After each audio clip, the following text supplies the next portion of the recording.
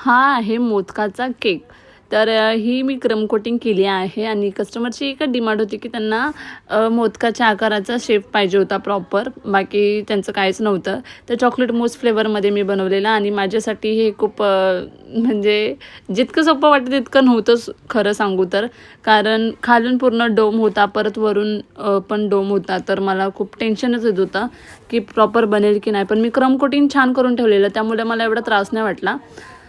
आणि त्याच्यावरून आणि एकदम खालून मी येलो कलरची शेड घेतलेली, जेणेकरून ज्या प्लेट्स आहेत त्या मी तसं पद्धतीने केल्या तर जरा छान दिसेल.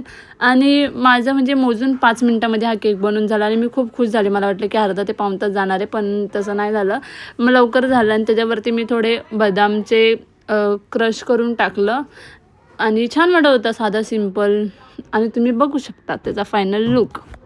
मला कमेंट करून सांगा की तुम्हाला कसा वाटला. आणि मला छान वाटला आणि तुम्हाला पण असा केक ऑर्डर करायचा तर मला नक्की DM करा.